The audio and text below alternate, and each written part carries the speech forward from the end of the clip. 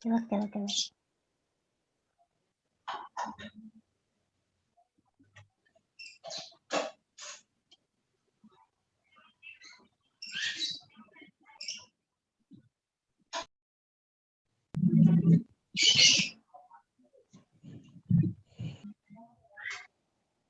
So, 1, 2, 3. Assalamualaikum warahmatullahi wabarakatuh. Saya dari kelompok 3 akan membahas tentang tata bunyi bahasa Indonesia yang beranggotakan saya sendiri Akbar Saifullah, Dirdayanti Hodijah, dan Wisa Nindita. Materi pertama akan disampaikan oleh saya yang tentang pengertian bunyi bahasa. Getaran udara yang masuk ke telinga dapat berupa bunyi atau suara. Getaran udara yang dinamakan bunyi itu dapat terjadi karena dua benda atau lebih bergesekan atau berbenturan. Bunyi bahasa dibuat oleh manusia untuk mengungkapkan sesuatu. Bunyi bahasa dapat terwujud dalam nyanyian atau dalam tuturan. 1.1. Bunyi yang dihasilkan oleh alat ucap manusia. Dalam pembentukan bunyi bahasa, ada 3 faktor utama yang terlibat, yakni sumber tenaga, alat ucap yang menimbulkan getaran, dan rongga pengubah getaran. Selanjutnya, 1.2 vokal dan konsonan. Vokal adalah bunyi bahasa yang arus udaranya tidak mengalami rintangan, dan kualitasnya ditentukan oleh 3 faktor, yaitu tinggi rendahnya posisi lidah, bagian lidah yang dinaikkan, dan bentuk bibir pada pembentukan vokal itu. Pada saat vokal diucapkan, lidah dapat dinaikkan atau diturunkan. Konsonan. Pada pelafalan konsonan, ada 3 faktor yang terlibat: keadaan pita suara, penyentuhan atau pendekatan berbagai alat ucap, dan cara alat ucap bersentuhan dan berdekatan. 1.3 diftong. Diftong adalah vokal yang berubah kualitasnya pada saat pengucapannya. Dalam sistem tulisan, diftong biasa dikembangkan oleh 2 huruf vokal. Kedua huruf vokal itu tidak dapat dipisahkan, seperti bunyi AU, OI, dan AI. 1.4 gugus konsonan. Gugus konsonan adalah deretan 2 konsonan atau lebih yang tergolong dalam satu suku kata yang sama, seperti bunyi PR dan kata praktik. 1.5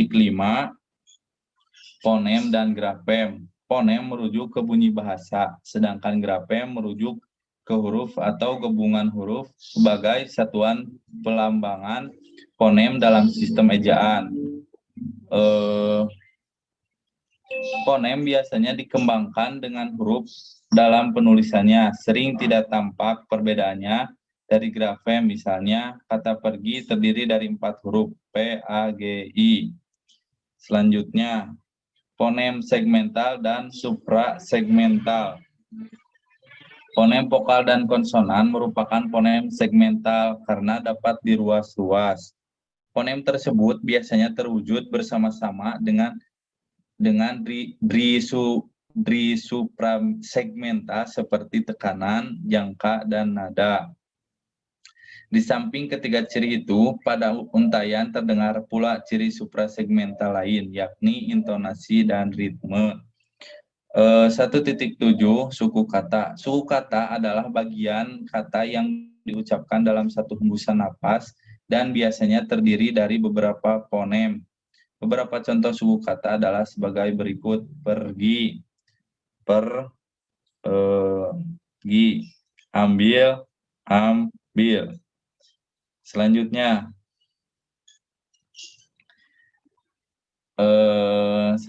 bunyi bahasa dan tata bunyi bahasa Indonesia.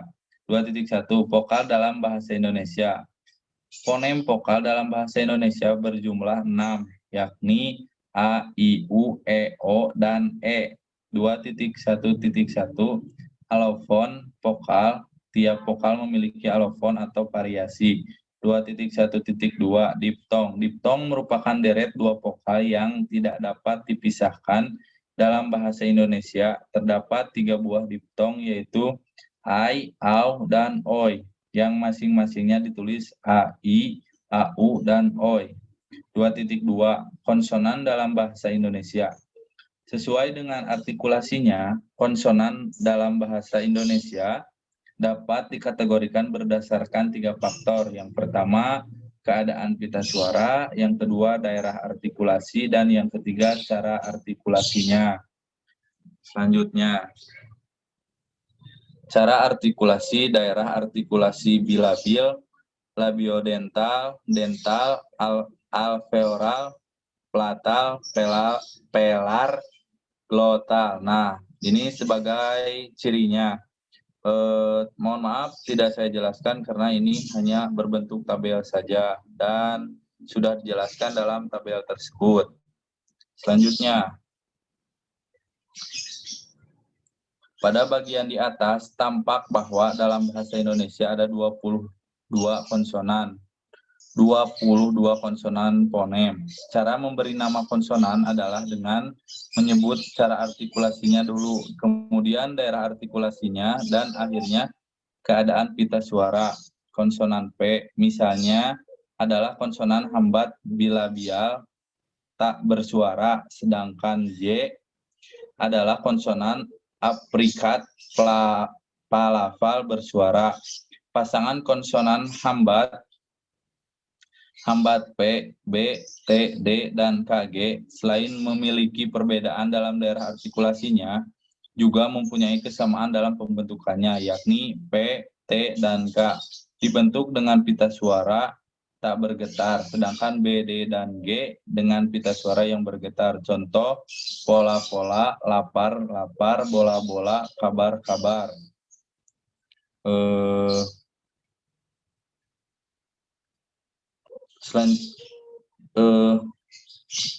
Mungkin cukup sekian. Saya lanjutkan kepada teman selanjutnya. Assalamualaikum warahmatullahi wabarakatuh.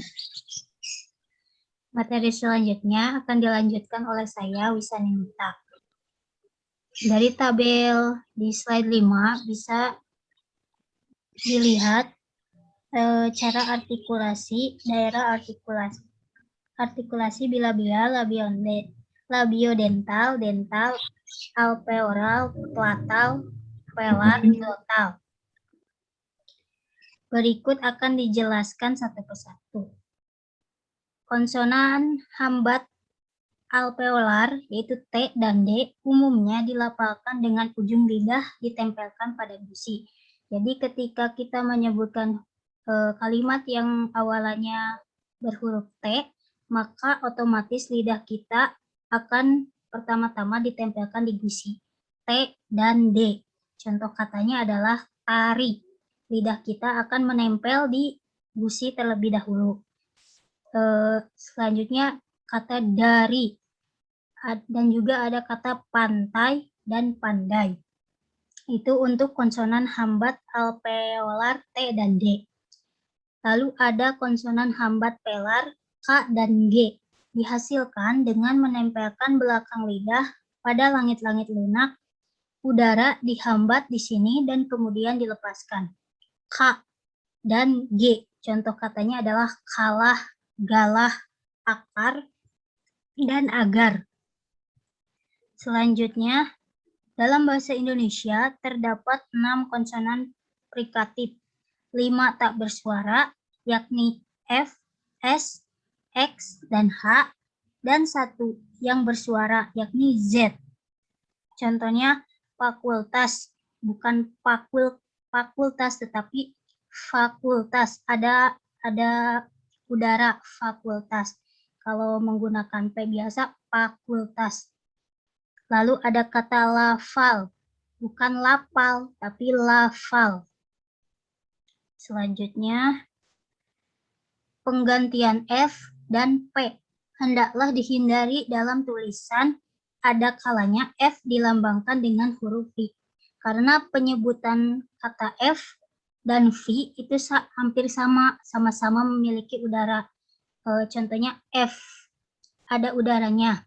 Lalu V, berbeda dengan P. Kalau P hanya menempelkan bibir atas dan bibir bawah P. Sedangkan F dan V itu memiliki udara yang keluar. Contohnya varia. F-nya diganti dengan P tetap saja tidak berubah, jadi varia juga. Visa, jadi visa. Selanjutnya, konsonan frikatif alveolar S dihasilkan dengan menempelkan ujung lidah pada gusi atas sambil melepaskan udara lewat samping lidah sehingga menimbulkan bunyi desis. S, saya, masa, dan nanas. Selanjutnya ada konsonan frikatif alveolar Z. Dibentuk dengan cara pembentukan S, tetapi dengan pita suara yang bergetar Z. Zeni. Coba bandingkan dengan seni. Kalau zeni itu ada getarannya, sedangkan S hanya desis saja.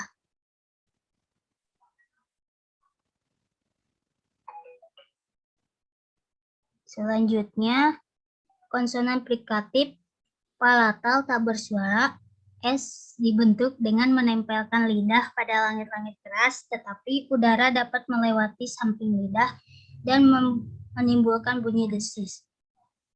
Jadi maksud di sini ada ininya, ada Y-nya.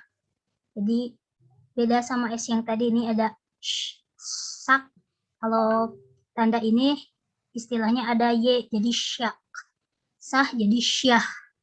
Bukan kalau ada penulisan begini dibacanya bukan sak, tapi harus ada y-nya, syak. Sah bukan sah, tapi syah. Selanjutnya, konsonan frikatif velar X dibentuk dengan mendekatkan punggung lidah ke langit-langit lunak yang dinaikkan agar udara tidak keluar melalui hidung. Udara dilewatkan celah yang sempit keluar rongga mulut. Contohnya, khas. Ada khas, ada udara yang keluar melalui hidung. Akhir, jadi akhir. Jadi penulisan kata khas dibacanya khas, bukan khas, tapi khas. Terus ada akhir, jadi akhir. Selanjutnya konsonan frikatif delta H dibentuk dengan melewatkan arus udara di antar pita suara yang menyempit sehingga menimbulkan bunyi desis tanpa dihambat di tempat lain. Contohnya habis.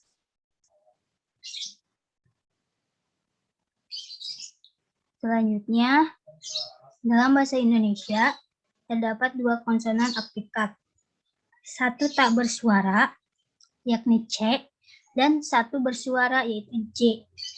Konsonan aplikat plata C dilafalkan dengan daun lidah ditempelkan pada langit-langit keras dan kemudian dilepas secara perlahan, sehingga udara depan lewat dengan menimbulkan bunyi desis. Sementara itu, pita suara dalam keadaan tidak bergetar. Konsonan plata J dibentuk dengan cara yang sama dengan pembentukan C, tetapi pita suara dalam keadaan bergetar. Contoh, cari, jari. Kalau huruf J ada getaran jari. Sementara C biasa cari. Acar, ajar. Jadi ada, kalau J itu ada medoknya. Jari, cari, jari. Itu. Selanjutnya, kelompok konsonan nasal terdiri dari M, N, dan N. Keempat konsonan itu bersuara. Konsonan nasal bilabial, M, dibuat dengan kedua bibir dikatupkan, kemudian udara dilepas melalui rongga hidung. Makan, simpan. Penyebutannya dimulai dari mengatupkan kedua bibir. Makan. Selanjutnya, konsonan nasal alveolar N dihasilkan dengan cara menempelkan ujung lidah pada gusi untuk menghambat udara dari paru-paru. Udara itu kemudian dikeluarkan lewat rongga hidung. N tadi nama sama pintu. Konsonan nasal plata N dibentuk dengan menempelkan depan lidah pada langit-langit keras untuk menahan udara dari paru-paru. Udara yang terhambat itu kemudian dikeluarkan melalui rongga hidung sehingga terjadi persenggaguan konsonan nasal plata N seolah terdiri atas dua bunyi, N dan Y. Tetapi kedua bunyi ini telah luluh menjadi satu. Contohnya niur, jadinya nyiur. Tanya jadi tanah, jadi tanya, jadi ada n-nya. Selanjutnya nasal n yang ada seperti j dibentuk dengan menempelkan belakang lidah pada langit-langit lunak dan udara kemudian dilepas melalui hidung. Contohnya narai, jadi ngarai. Kalau n yang gini jadi eng, kalau n yang seperti ini jadi nyi gitu. Karanan menjadi karangan. Selanjutnya, konsonan getar alveolar R dibentuk dengan menempelkan ujung lidah pada gusi, kemudian menghembuskan udara sehingga lidah tersebut secara berulang-ulang menempelkan pada dan lepas dari gusi. Sementara itu, pita suara dalam keadaan bergetar. Raja, contohnya raja, dan gardu. Selanjutnya konsonan lateral alveolar atau L dihasilkan dengan menempelkan daun lidah pada gusi dan mengeluarkan udara melewati samping lidah. Sementara itu, pita suara dalam keadaan bergetar, contohnya lama dan malam. Dalam bahasa Indonesia ada dua fonem yang termasuk semivokal, yakni W dan Y. Semivokal bilabial, W dilapalkan dengan mendekatkan kedua bibir tanpa menghalangi udara yang dihembuskan dari paru-paru. Contohnya waktu, awal. Semiplatal Y dihasilkan dengan mendekatkan depan lidah pada langit-langit keras, tetapi tidak sampai menghambat udara yang keluar dari paru-paru. Contohnya yatim.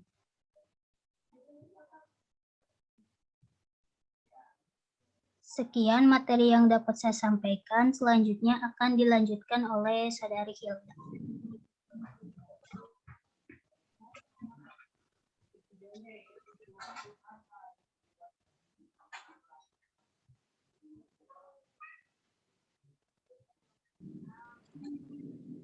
Teh, Sok,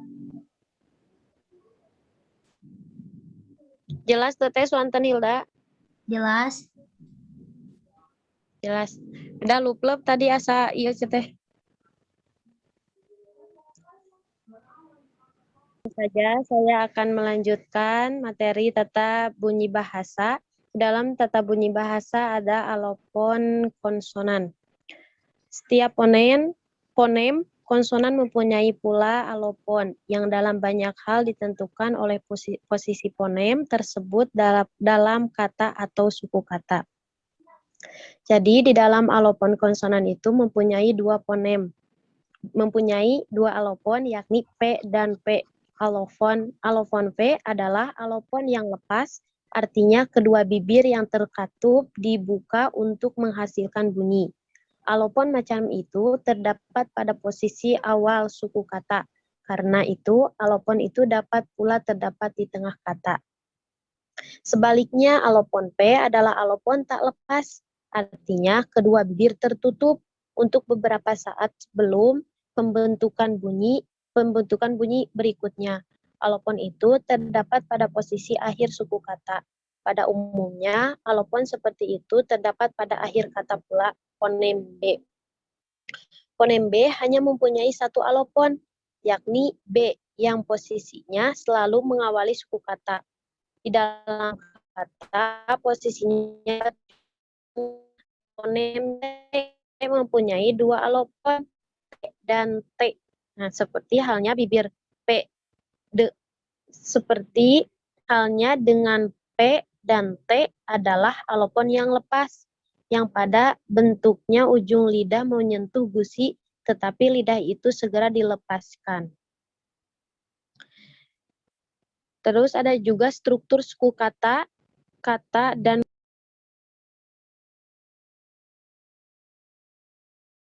punya struktur dan kaidah pembentukan yang sederhana. Berikut adalah contoh sebelah macam pola suku kata yang yaitu sebagai berikut. Nah, ada V, P, PAM. Bisa dilihat di bawah ada contohnya. Lalu selanjutnya Next teh.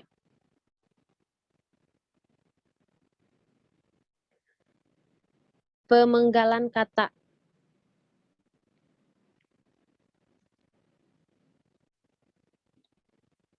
Pemenggalan kata berhubungan dengan kata sebagai satuan tulisan, sedangkan penyukuan kata bertalian dengan kata sebagai satuan bunyi bahasa. Pemegahan tidak selalu berpedoman pada lafal kata. Misalnya, apix. Pada kata dapat kita penggal walaupun tidak cocok dengan pelafalannya. Faktor lain yang penting pula adalah kesatuan pernapasan pada kata tersebut. Walaupun ciri suprasegmental dalam bahasa Indonesia. Peranan ciri suprasegmental. Dalam bahasa tulisan, tanda baca mempunyai peranan yang sangat penting. Suatu klausa yang terdiri atas kata yang sama dan dalam urutan yang sama dapat mempunyai arti yang berbeda, bergantung pada tanda baca yang kita berikan.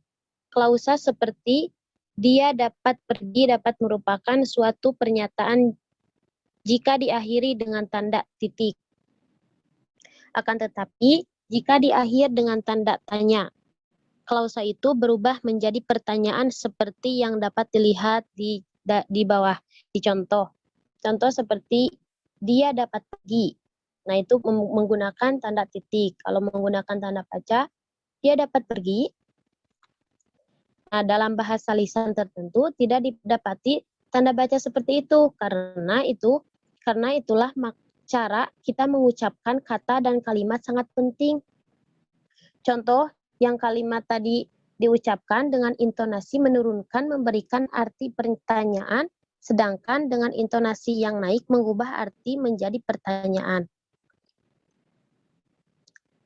Dalam keadaan normal, kalimat pertanyaan dia dapat pergi diberi aksen pada kata pergi. Akan tetapi, aksen dapat juga diberikan pada kata dapat atau dia. Dalam hal itu, informasi yang dinyatakan oleh kalimat itu berbeda dengan yang semula.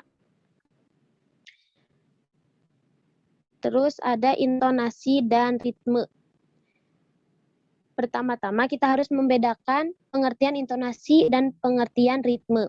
Kita berbicara tentang ritme jika kita membahas pola pemberian akses pada kata dalam uraian tuturan atau kalimat.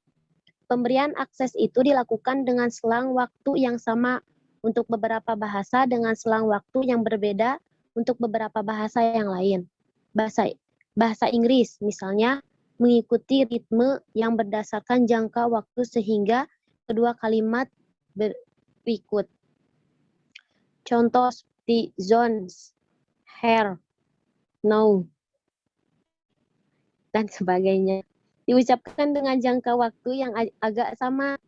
The Provers mempunyai waktu mengucapkan yang sama dengan Jones. Jones in. Bandung sama lamanya dengan hair. Dan this evening sama dengan no. Sebaliknya, bahasa Indonesia mengikuti ritme yang berdasarkan jumlah suku kata. Makin banyak suku kata, makin lama pula waktu untuk pelafalannya. Contohnya seperti Jono di sini sekarang. Ya. Guru besar itu di Bandung malam ini. Itu contoh yang dilafalkan mengikuti ritme yang berdasarkan jumlah suku kata bahasa Indonesia. Next teh.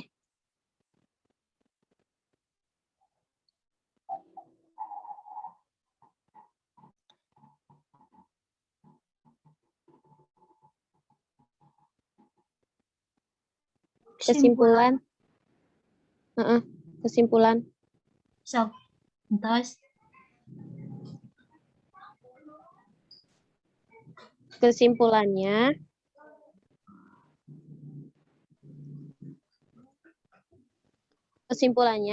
dari pembahasan di atas menjelaskan tentang bagaimana proses terjadinya suatu bunyi. Ini dapat terjadi karena adanya suatu getaran atau gesekan yang terjadi sehingga mengeluarkan sebuah bunyi yang akan diterima oleh indera pendengaran. Dalam tata bunyi dan bunyi bahasa terdapat beberapa bagian. Salah satunya adalah bunyi yang dihasilkan oleh alat ucap dalam pembentukan bunyi bahasa ada 3 faktor utama yang terlibat, yakni sumber tenaga, alat ucap yang menimbulkan getaran, dan rongga pengubah getaran. Bunyi-bunyi bahasa Indonesia diuraikan berdasarkan cara bunyi-bunyi tersebut dihasilkan oleh alat ucap, diptong, fonem, dan grafem, gugus konsonan, dan vokal dan konsonan. Dalam tata bunyi bahasa juga mencakup tentang ciri suprasegmental serta bagian lagi jadi dalam materi bunyi bahasa dan tata bunyi banyak dan tata bunyi. Banyak mencakup beberapa bagian ilmu fonologi.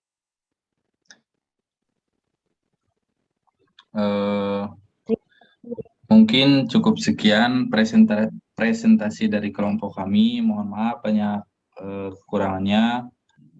Terima kasih atas perhatiannya. Wassalamualaikum warahmatullahi wabarakatuh. Menambahkan untuk apabila ada hal yang ingin ditanyakan, silahkan tulis di kolom komentar YouTube dan di sana kita akan berdiskusi bersama. Terima kasih. Assalamualaikum warahmatullahi wabarakatuh.